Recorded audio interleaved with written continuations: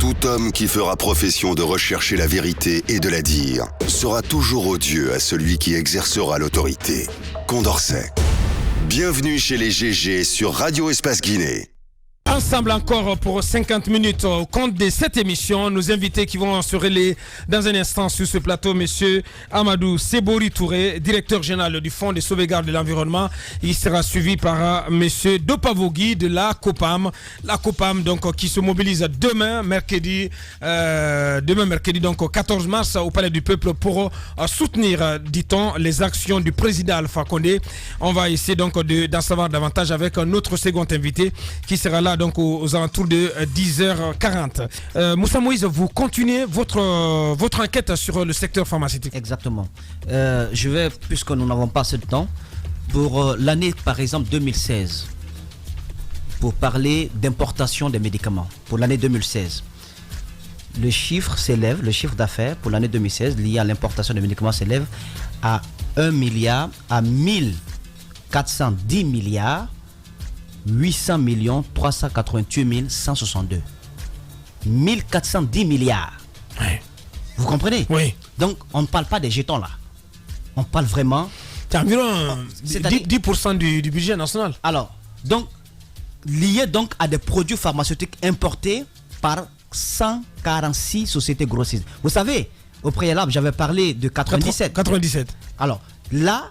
Quand ils ont fait le rapport, quand ils ont analysé, parce qu'il y a quand même, il faut passer par la douane, ils ont trouvé qu'il y a 146 sociétés grossistes qui ont participé à ces importations pour un chiffre d'affaires de plus de 1410 milliards.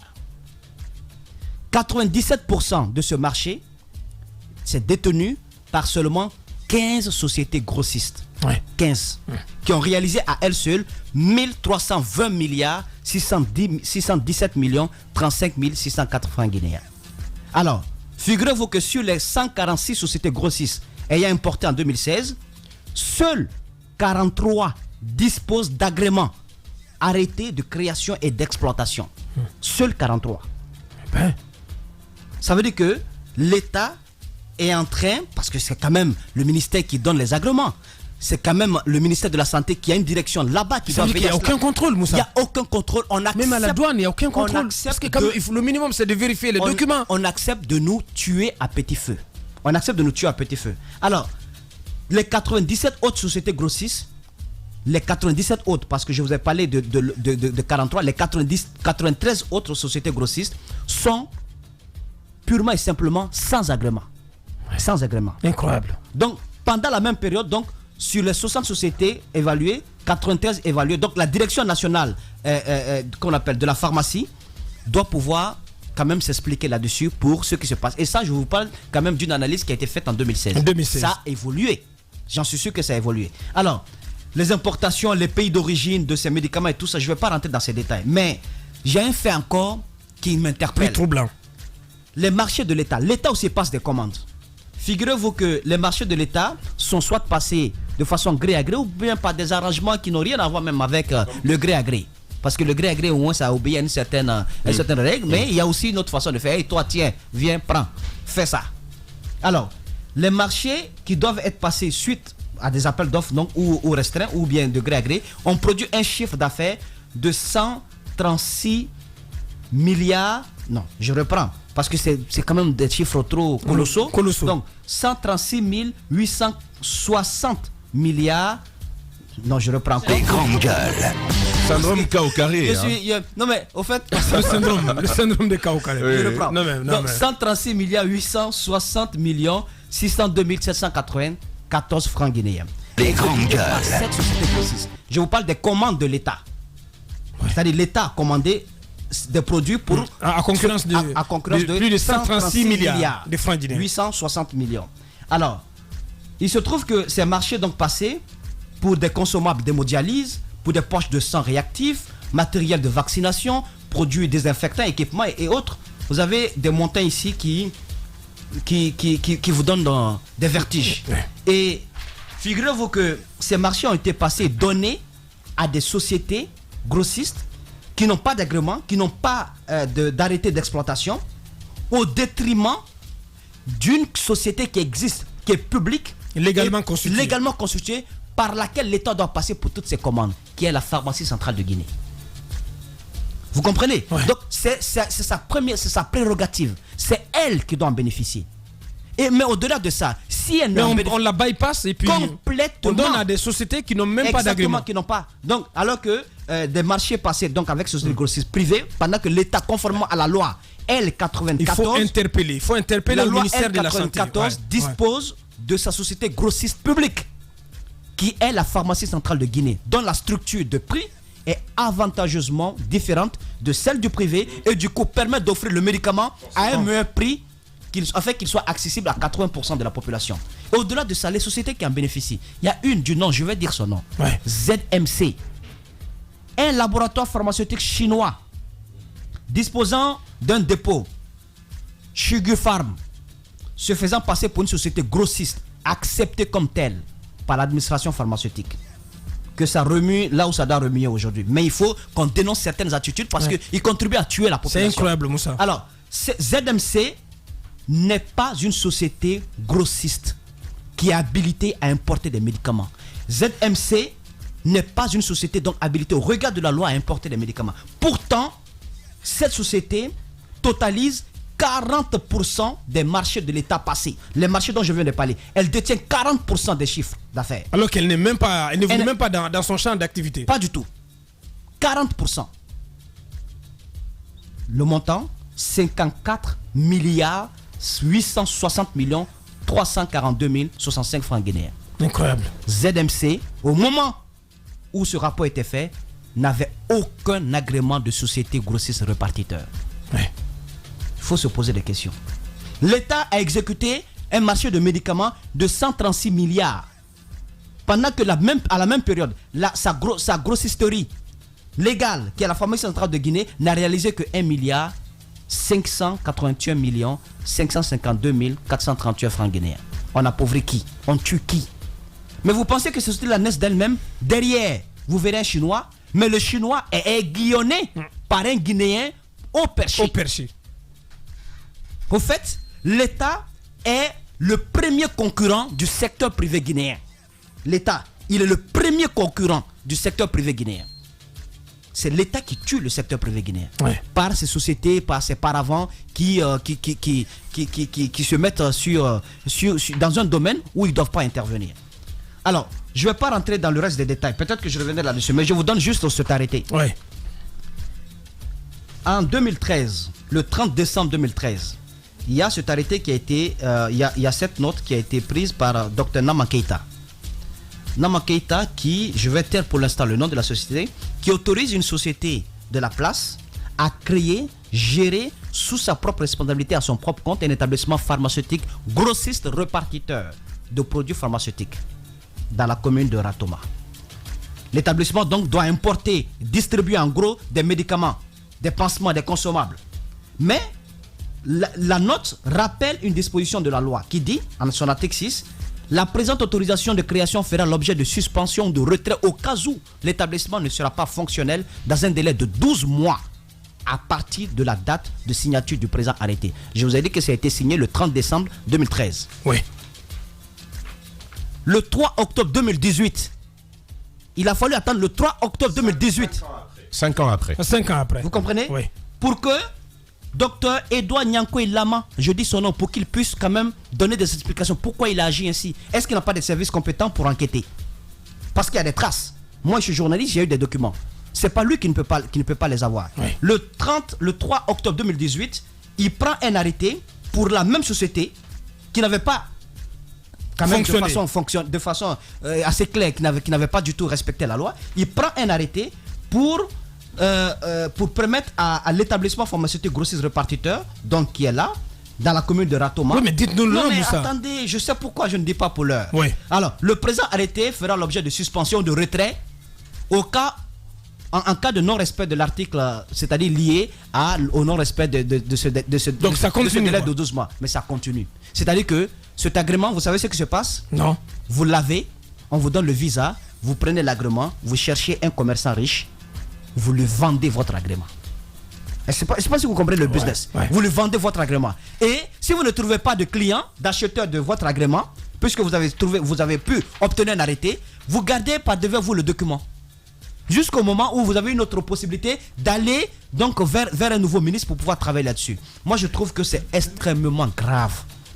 Abaka Diallo. Ouais. Il faudrait, moi je vais revenir encore sur ce dossier. Ouais, plus en c'est profondeur. extrêmement grave. Et on m'apprend quand même un fin connaisseur du domaine. Il faudrait quand même qu'on invite peut-être Dr Ousmane, Dr Fodoussou Fofana, Ouais. qui quand même on m'apprend que sur les 97 sociétés grossistes dont j'ai parlé, il n'y a que 6 qui disposent quand même d'un siège social ou d'un dépôt où vous pouvez partir les rencontrer.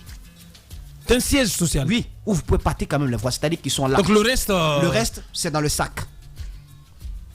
C'est eux qui nous vendent des produits. Quand vous faites le parallèle, vous faites le pourcentage, ça veut dire que quand un simple citoyen part à l'hôpital pour se faire opérer par exemple, et que le médecin vous dise, ah ben écoute, voici l'ordonnance, il faut acheter les produits. Mais si tu ne peux pas, tu me donnes 2 millions, je te soigne, je t'opère, mais en même temps, je t'offre les produits.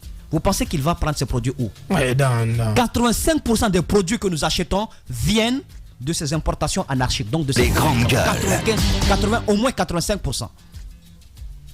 Je veux qu'on se pose des questions. Ouais. C'est bien beau de parler de certains. Je sais que tout est prioritaire dans ce pays, mais le secteur de la santé n'a pas son deux. Puisqu'il faut parler de vie pour parler de politique de développement. Ouais. Je ne comprends pas. Merci à vous, Moussa Moïse. Mais on est dans quel pays, on se demande? Je comprends pourquoi les Guinéens, on est tous comme des Magbana. Ouais. C'est-à-dire, un coup, tu le vois, il était là tout de suite, il est en train de marcher, paf, il meurt. c'est fini. Ouais. On dit crise cardiaque. En fait, tu commences à aller à l'hôpital, tu commences à chercher la maladie. Ouais. C'est-à-dire, reste à la maison, quoi. C'est toujours mieux. Peut-être qu'on le dit avec une dose d'humour, mais ce que Moussa Moïse est en train de relever est grave. Absolument grave. Ouais. Il s'agit de vie humaine. Moi, j'ai bien envie que les choses soient bien précises. Le commandeur public en matière de produits pharmaceutiques, ça doit bien être le ministère de la Santé. À travers la PCG. Exactement, à travers la pharmacie centrale. Mais on te dit que sur une commande de plus de 100 milliards, la pharmacie centrale n'a obtenu que 1 milliard. Le reste, il y a son chinois. Vous savez, tous les Guinéens, quelqu'un le disait en riant à un moment, chaque Guinéen a son chinois. Ouais. Donc le ministère de la Santé également a son chinois. Et derrière ce chinois du ministère de la Santé, il y a probablement un cadeau perché à la présidence de la République. C'est toujours comme ça que ça fonctionne. Et j'aime bien la formule que Moussa Moïse a utilisée lorsqu'il a dit que l'État guinéen est le premier concurrent du secteur privé en République guinéenne. Et ça, c'est une réalité. C'est une réalité. Chaque directeur, chaque ministre, chaque cadre haut perché a sa petite entreprise dans le domaine où il est investi. Si je suis à la santé, j'ai ma petite unité. Si je suis un médecin, j'ai ma petite clinique. Si je suis à un tel département, écoutez, pour les livrables, il faut que je crée une entreprise qui permet de livrer. Si c'est pour des impressions, je dois faire autant. On sait comment ça fonctionne et on est dans un tel carcan. Je vais vous dire une chose et je le redis encore. Ce n'est pas pour rien que la plupart de nos ministres, observez bien, le ministre de la Santé, directeur de nos hôpitaux, aucun ne se fait soigner en Guinée. C'est clair. Il propose un service de santé à des Guinéens auquel lui-même ne fait pas confiance. L'éducation, nous avons des ministres qui sont passés ici, ils disent aux jeunes Guinéens, allez à nos écoles. Eux-mêmes prennent leurs enfants, ils les envoient dans d'autres écoles. Comment vendre un produit auquel soi-même on n'a pas fait confiance? La sécurité, c'est la même chose. Je vais vous dire, dans tous les secteurs, on propose aux Guinéens du fake. On propose du faux aux Guinéens. Ouais. Et c'est comme ça qu'on est en train d'aller. Voyez les médecins eux-mêmes, ceux qui connaissent bien le système de santé, ils n'achètent pas de produits ici. Les produits pharmaceutiques qu'on nous encourage à aller acheter vers des pharmacies, eux-mêmes ne les achètent pas ici. Ils préfèrent les importer.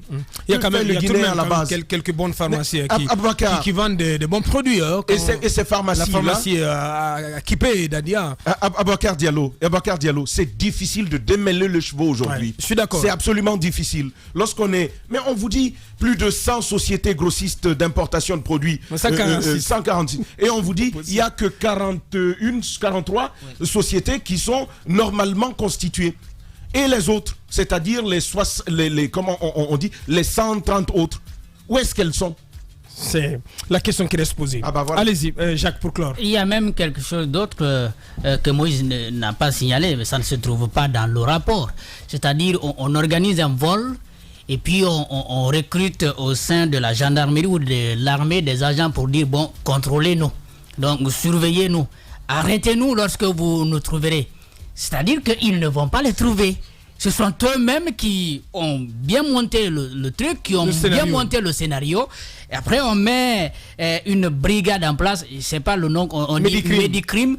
Je crois qu'on pourrait dire même une brigade pour le crime à travers les médicaments. Ouais. Donc, une brigade qui aide, n'est-ce pas, les gens, qui encourage le crime. Donc, qui aide, n'est-ce pas, les sociétés importatrices, les sociétés répartitrices, donc sur le terrain, à bien faire, n'est-ce pas, leur boulot.